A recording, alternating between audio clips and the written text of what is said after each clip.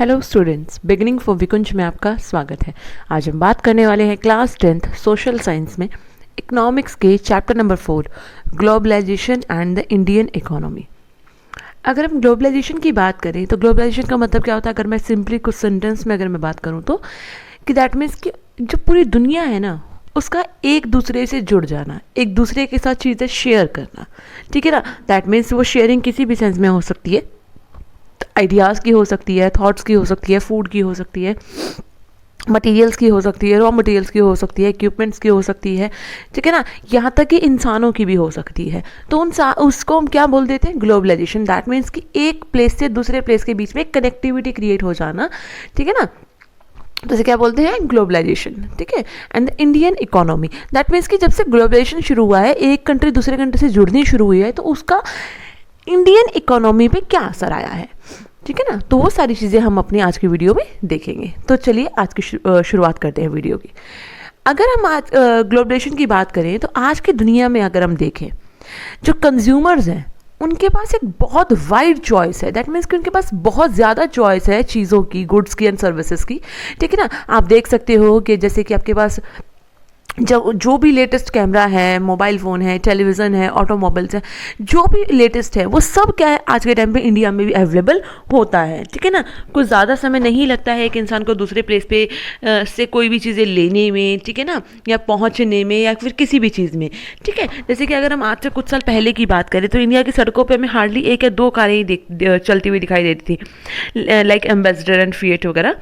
लेकिन आज की अगर हम बात करें तो आज आप देख सकते हो कि दुनिया भर की बड़ी बड़ी कंपनियां जो है ना, उनसे रिलेटेड जो उनकी कार है वो सब आप इंडिया में देख सकते हो। ठीक है, और इसके अलावा क्या है, एक तरीके से यहाँ पे हर चीज़ की अवेलेबिलिटी आज के टाइम पे पॉसिबल हो चुकी है।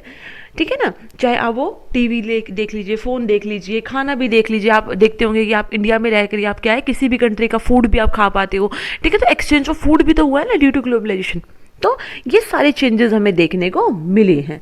ठीक है, तो ये एक बहुत बड़ी चीज़ है कि दैट अगर हम देखें तो पिछले कुछ सालों में जो मार्केट्स हैं वो कम्प्लीटली ट्रांसफॉर्म हुए हैं, वो कम्प्लीटली चेंज हुए हैं ड्यू टू ग्लोबलाइजेशन। लेकिन बहुत सारे सवाल दिमाग में आते हैं क्या, कि जो इतनी तेज़ी से जो चेंज आ रहा है इसको हम कैसे समझ सकते हैं, ये जो ट्रांसफॉर्मेशन हो रहा है ये कैसे, मतलब कैसे पॉसिबल हुआ है, इसके पीछे क्या कारण है, क्या कैसे जो चेंजेस आए हैं वो कैसे हुए हैं।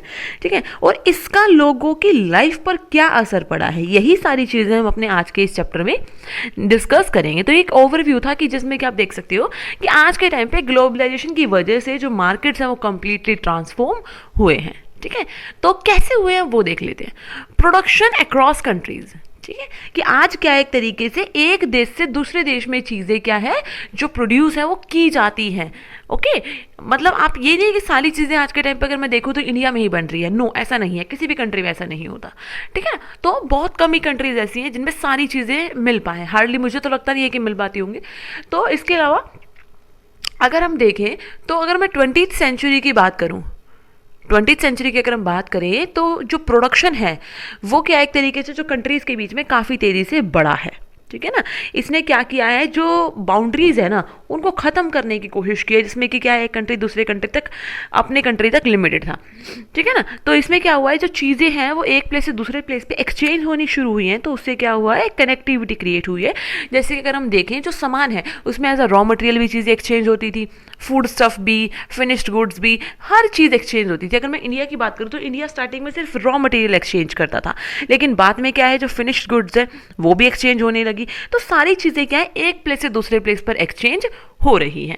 ठीक है ना, तो ट्रेड ने क्या किया है, बेसिकली जो दूर दूर की भी जो देश हैं उनको पास लाने की कोशिश की है, उनको आपस में जोड़ने की कोशिश की है।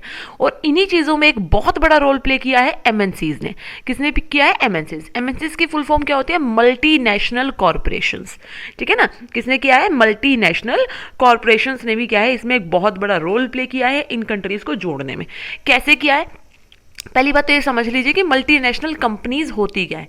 मल्टीनेशनल कंपनी हम उस कंपनी को बोलते हैं जो क्या करता है, एक तरीके से एक से ज़्यादा देशों में जिनके production centres, production units established होती है, उन कंपनी को हम क्या बोलते हैं? मल्टीनेशनल कंपनी बोलते हैं। दैट मीन्स एक से ज़्यादा देश में जब कोई कंपनी एस्टैब्लिश हो जाती है उसको हम क्या बोलते हैं? मल्टीनेशनल कंपनी कहते हैं। ठीक है, ये क्या करते हैं? बेसिकली अपने जो ऑफिसेज है या जो फैक्ट्रीज है वो एक से ज़्यादा देशों में अलग अलग रीजन्स में एस्टैब्लिश करते हैं, अपनी प्रोडक्शन यूनिट्स वगैरह लगाते हैं। क्यों लगाते हैं? क्या कारण है? सबसे बड़ा कारण होता है कि इनको उस कंट्री में चीप लेबर मिल जाए या फिर जो अदर रिसोर्सेज है वो मिल जाए। कौन कौन से अदर रिसोर्सेज, उसका डिस्कशन हम आगे अभी करेंगे। ठीक है, तो मेन फोकस क्या है कि वो क्या करते हैं? एमएनसीज अलग अलग कंट्रीज में अपने प्रोडक्शन जो यूनिट्स हैं वो एस्टेब्लिश करते हैं। ठीक है, जिससे कि उनको सस्ते लेबर्स वगैरह वहां पे मिल पाए। इससे क्या हो पाता है? ओवरऑल अगर हम देखें तो उनका जो लो प्रोडक्शन कॉस्ट है वो कम हो जाती है और उनको जो प्रॉफिट है वो बहुत ज़्यादा मिलता है। ये एक सबसे बड़ा कारण है जिसकी वजह से वो क्या करते हैं? अलग अलग कंट्रीज में अपनी प्रोडक्शन यूनिट लगाते हैं। देखिए, इसी का एक एग्जांपल नीचे दिया गया है। एक ना आपको पिक दी गई है जो कि मैं आपके साथ इसमें अटैच करूंगी कि इसमें क्या दिखाया गया है कि अगर हम देखें तो एक मल्टीनेशनल कंपनी है, उसने क्या किया? यूएस की है वो, यूएस में अपने प्रोडक्शन को जो अपना प्रोडक्ट है उसको डिज़ाइन करवाया। जैसे कि कोई भी चीज़ उसको बनानी है उसका डिज़ाइनिंग का काम कहाँ पे हुआ? यूएस में। ठीक है, देन उसके जो कंपोनेंट्स हैं वो तैयार कहाँ पे हुए? चाइना में। देन उसके बाद क्या है, जो प्रोडक्ट्स हैं, जो कंपोनेंट्स वगैरह, उन सबको असेंबल कहाँ किया गया? मैक्सिको एंड ईस्टर्न यूरोप में। एंड देन उसका जो कस्टमर केयर सेंटर है वो कहाँ पे है? इंडिया में। ठीक है ना, तो बेंगलुरु की इंडिया की ये पिक दिखाई गई है जिसमें कि मैंने आपको ज्योग्राफी में पहले भी बताया था, बेंगलुरु को हम क्या बोलते हैं? एक तरीके से इलेक्ट्रॉनिक कैपिटल भी कहते हैं। तो उसका कस्टमर केयर सेंटर कहाँ पे है उस कंपनी का? इंडिया में। देख रहे, 4 अलग अलग कंट्रीज में अलग अलग जगहों पे एक ही कंपनी के क्या है? एक तरीके से जो सेटअप्स हैं, जो यूनिट्स है वो एस्टैब्लिश हो रखे हैं। ठीक है, लेकिन अगर हम बात करें प्रोडक्ट को बेचने की तो उस कंपनी के प्रोडक्ट कहाँ बिकते हैं? ऑल ओवर द वर्ल्ड बिकते हैं। ठीक है, अब ऐसा क्या है जिसकी वजह से उन्होंने क्या किया? अलग अलग जगहों पे चीजें एस्टेब्लिश की। अब वो देख लेते हैं। अगर मैं बात करूं चाइना की, चाइना में उन्होंने अपना कंपोनेंट मैन्युफैक्चरिंग यूनिट क्यों लगाया? क्योंकि वहां पर उनको सस्ते रेट पर एक तरीके से क्या है? चीप मैन्युफैक्चरिंग लोकेशन मिल जाती है। ठीक है ना। नेक्स्ट, मैक्सिको में क्या है? एक तरीके से क्यों असेंबल करने हैं? क्योंकि वहां से मार्केट एरिया उनको बहुत पास पड़ता है, यूएस एंड यूरोप में चीजें बेचनी पहुंचानी उनके लिए आसान हो जाती है। इंडिया में कस्टमर केयर यूनिट क्यों लगाई उन्होंने? क्योंकि यहाँ पे हाईली स्किल्ड इंजीनियर्स अवेलेबल है, लोगों की इंग्लिश स्पीकिंग बहुत अच्छी है, जो यूथ है वो एडुकेटेड है। ठीक है ना, तो इस वजह से क्या है? वो कम्युनिकेट बहुत अच्छे से कर सकते हैं कस्टमर्स के साथ। तो इसलिए उन्होंने यहाँ पे क्या लगाया? अपना कस्टमर केयर यूनिट लगाया है। समझ रहे हो? तो हम ये कह सकते हैं जो एमएनसीज हैं उनका जो प्रोडक्शन है वो एक कॉम्प्लेक्स वे में क्या नाम है, काम करता है, बट छोटी छोटी यूनिट्स में डिवाइड होता है कई जगहों पर। बट इसका बहुत बड़ा फायदा किसका होता है? एमएनसीज को। बेशक वो इतने सारी जगहों पर स्प्रेडेड होते हैं, बट तब भी उनको इन्हें किसी भी प्रोडक्ट में 50 से 60% उनकी कॉस्ट सेविंग हो जाती है। यही एक बहुत बड़ा कारण है। अगर वो सारी चीजें अपने कंट्री में, तो हमें कह सकते हैं जो एमएनसीज हैं उनका जो प्रोडक्शन है वो एक कॉम्प्लेक्स वे में क्या नाम है, काम करता है, बट छोटी छोटी यूनिट्स में डिवाइड होता है कई जगहों पर। बट इसका बहुत बड़ा फायदा किसका होता है? एमएनसीज को। बेशक वो इतने सारी जगहों पर स्प्रेडेड होते हैं, बट तब भी उनको इन्हें किसी भी प्रोडक्ट में 50 से 60% उनकी कॉस्ट सेविंग हो जाती है। यही एक बहुत बड़ा कारण है। अगर वो सारी चीज़ें अपने कंट्री में करने की कोशिश करेंगे तो उनका खर्चा ज़्यादा होगा। तो उसी को बचाने के लिए उनके लिए सबसे बड़ा एडवांटेज है, वो क्या करते हैं? अलग अलग प्लेसेस पर अपनी यूनिट्स का एस्टैब्लिश कर देते हैं। समझ में आ रही है? ठीक है, तो इस तरीके से क्या है, जो मल्टीनेशनल कंपनीज हैं वो आज के टाइम पे क्या कर रही हैं? अपनी जो चीज़ें हैं वो डेवलप करने के लिए एक से ज़्यादा कंट्रीज में अपने यूनिट्स एस्टैब्लिश कर रहे हैं। ठीक है ना, और अपने आप को अलग अलग प्लेसेस पर पहुंचा रहे हैं। ठीक है, तो ये एक चीज़ है। अब हम बात करते हैं इंटरलिंकिंग प्रोडक्शन अक्रॉस कंट्रीज। ठीक है, कि किस तरीके से जो दुनिया भर में जो चीज़ें हैं वो आपस में एक दूसरे से कैसे जुड़ी हुई है, कैसे ये सारी जो मल्टीनेशनल कंपनीज हैं कैसे ये एक कंट्री से दूसरे कंट्री में अपने आप को जोड़कर अपना काम करते हैं। ठीक है, अब इसकी बात कर लेते हैं। देखो, पहले कुछ फैक्टर्स की बात कर लेते हैं, कुछ कंडीशंस की बात कर लेते हैं कि कोई भी मल्टीनेशनल कंपनी किसी कंट्री में जाती है तो वहां पर अपनी यूनिट एस्टैब्लिश कब करती है, कैसे, क्यों करती है। पहली चीज, मार्केट के क्लोज होना चाहिए। तो क्या कंडीशंस है? सबसे पहली चीज क्या है? मार्केट के क्लोज होना। ठीक है, कि वो जो कंट्री है वो जो ऑल ओवर द वर्ल्ड जो मार्केट्स हैं उनकी नियर बाय चीज़ें हैं या फिर नहीं है, ठीक है, मार्केट अवेलेबिलिटी है या नहीं है। दूसरा, वहाँ पे स्किल्ड और अनस्किल्ड लेबर क्या है, कम रेट पर मिल पाए या ना मिल पाए, ये सबसे बड़ी कंडीशन है। अगर उनको कम रेट पर जो लेबर्स हैं वो मिल जाते हैं तो ये उनके लिए बहुत प्लस फैक्टर है। नेक्स्ट क्या है, अदर फैक्टर्स की अवेलेबिलिटी, लाइक रॉ मटेरियल है, ये सारी चीज़ें। इसके अलावा एक बहुत बड़ी चीज़ है गवर्नमेंट पॉलिसीज़, कि उस कंट्री की जो गवर्नमेंट की जो पॉलिसीज़ हैं क्या वो उनके फेवर में है या नहीं है। अगर वो सारी चीज़ें होती हैं तो तब जाकर वो किसी भी कंट्री में अपनी मैन्युफैक्चरिंग यूनिट्स एस्टैब्लिश करते हैं, ठीक है। और अगर उनको लगता है कि उनके फेवर में गवर्नमेंट पॉलिसीज नहीं है तो वो मना कर देते हैं, ठीक है। अब बात करते हैं इन्वेस्टमेंट की, कि इन्वेस्टमेंट क्या होता है। इन्वेस्टमेंट की अगर हम बात करें, जब हम किसी भी एसेट को खरीदने के लिए पैसे खर्च करते हैं ना, उस पर पैसे स्पेंड करते हैं, ठीक है, उसको हम क्या बोलते हैं, इन्वेस्टमेंट। कोई भी एसेट हो सकता है, जमीन खरीदना, बिल्डिंग बनाना, मशीन खरीदना, अदर इक्विपमेंट खरीदना, ये सब क्या कहलाता है, इन्वेस्टमेंट कहलाता है। दैट मीन्स कि किसी भी चीज को खरीद लेना, उसको क्या कहलाता है, एक तरीके से उसमें पैसे लगाना, वो क्या कहलाता है, हमारा इन्वेस्टमेंट। जैसे एक एग्जाम्पल की बात करूं, कई बार क्या करते हैं, हम क्या करते हैं, घर खरीद लेते हैं, ठीक है, हमें सोचते हैं आज भाई हमें सस्ते में घर मिल रहा है, चलो खरीद लो। जब आगे फ्यूचर में इसका रेट बढ़ेगा तो हम इसको बेच देंगे, तो वो भी क्या एक टाइप का इन्वेस्टमेंट है, ठीक है ना। हमने अपने प्रॉफिट गेन करने के लिए ये इन्वेस्टमेंट किया। ऐसे ही जब कोई कंपनी बाहर से आकर किसी दूसरे देश में पैसे लगाती है तो उसको हम क्या बोलते हैं, फॉरेन इन्वेस्टमेंट कहते हैं, ठीक है। तो इसी तरीके से जब एमएनसीज वगैरह क्या है, किसी दूसरे देश में जाकर अपनी प्रोडक्शन यूनिट लगाती है, अपने सेटअप्स लगाती है, तो उसको हम क्या बोलते हैं, फॉरेन इन्वेस्टमेंट कहते हैं, क्योंकि वो अपनी खुद की करेंसी में कंट्री के साथ डील करती है। क्यों लगाती है भाई ये प्रोडक्शन यूनिट? पहली चीज तो क्या है, प्रॉफिट अर्न करने के लिए, ठीक है, कि क्या करना होता है, एमएनसीज को प्रॉफिट अर्न करना होता है, ये सबसे बड़ा कारण है। दूसरा कारण क्या है, एक तरीके से कि production jointly with the local companies, की उस कंट्री की जो लोकल कंपनीज है उनके साथ मिलकर जॉइंटली अपना प्रोग्राम सेटअप करना, अपना काम करना, ठीक है, दूसरा सबसे बड़ा कारण। अब लोकल कंपनियां क्यों जुड़ेंगी भाई उनके साथ, उनको क्या फायदा है इससे, ठीक है ना। ये भी तो होगा भाई वहां की, उस कंट्री की, जिस कंट्री में वो जाकर कंपनी एस्टेब्लिश कर रही है एमएनसीज, अगर उस कंपनी की लोकल कंपनियां जुड़ रही है तो वो क्यों जुड़ रही हैं, तो उनके पास भी दो सबसे बड़े कारण होते हैं लोकल कंपनीज के एमएनसीज के साथ जुड़ने के। वो क्या है सबसे बड़े बेनिफिट? पहली चीज तो एमएनसीज क्या कर देती है, उनको ह्यूज अमाउंट प्रोवाइड कर देती है, पैसों की कोई कमी नहीं होती एमएनसीज के पास। कई बार तो इतना पैसा होता है कि किसी गवर्नमेंट की अपनी मतलब किसी कंट्री की गवर्नमेंट के पास भी इतना पैसा नहीं होता, ठीक है ना। तो एमएनसीज क्या करती है, उनको बहुत ज्यादा पैसा प्रोवाइड कर देती है, जिससे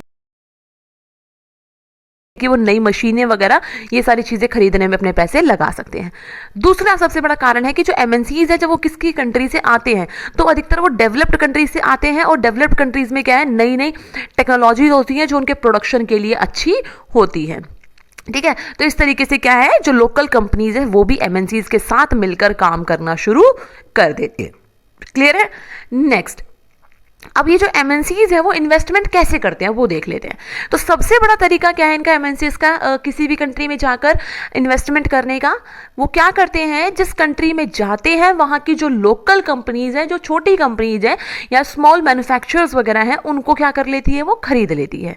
पहली चीज़, ठीक है, उनको खरीद लेती है। जैसे कि इसका एक एग्जाम्पल क्या है, और अपनी प्रोडक्शन यूनिट को एक्सपेंड कर लेते हैं। इसका एग्जाम्पल क्या है, कारगिल फूड्स है, ठीक है। कारगिल फूड क्या है, एक अमेरिकन बेस्ड कंपनी है कारगिल फूड्स, ठीक है ना। इसने क्या किया, इंडिया में आकर पारक फूड्स को खरीद लिया, ठीक है ना।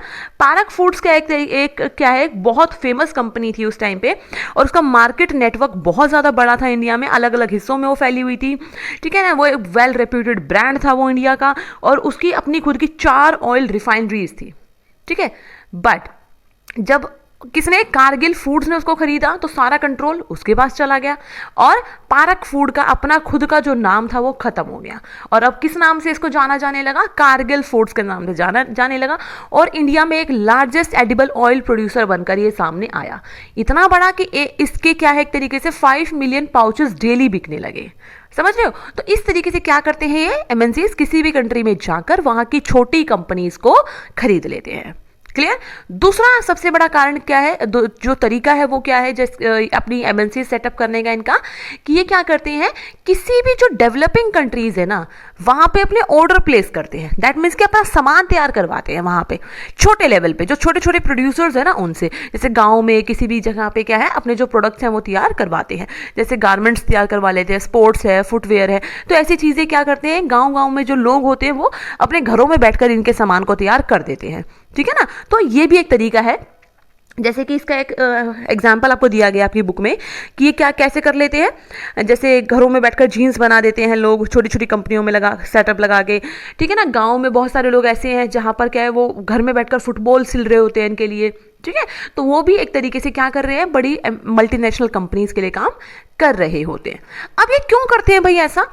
क्योंकि एक तो मल्टीनेशनल कंपनियों के पास पैसा बहुत है, ठीक है ना। उनके पास इतनी ज़्यादा वेल्थ है कि जितनी कि कई बार कुछ डेवलपिंग कंट्रीज का खुद का बजट भी नहीं होता, समझ रहे हो। तो ये बहुत बड़ा कारण है। और जब एक बार कोई एमएनसीज किसी भी कंपनी को खरीद लेती है, किसी लोकल कंपनी को, या उससे कोई सामान तैयार करवाती है, तो उसके बाद उसका उन कस्टमर के उनके साथ कोई कनेक्शन नहीं होता। देन वो क्या करते हैं, जो कंज्यूमर्स हैं उनको अपना ब्रांड नेम लगाकर प्रोडक्ट्स को सेल करते हैं। समझ रहे हो कि सिर्फ तैयार करवाना है सामान हमें, उसके बाद उनका कोई इन्वॉल्वमेंट नहीं है। सामान तैयार होने के बाद सामान बिकेगा किससे? उनकी कंपनी के नाम से। ठीक है। तो इसमें क्या है, इनके पास कुछ एक खास पावर आ जाती है कि उस सामान को तैयार करवाने में चाहे कितने भी पैसे लगे हों, बट फाइनल जो रेट डिसाइड होता है ये कंपनियां खुद करती है। क्वालिटी कैसी चाहिए ये खुद देखती हैं कंपनियां। कितने टाइम में काम पूरा चाहिए, डिलीवरी कब तक चाहिए वो ये खुद देखती हैं।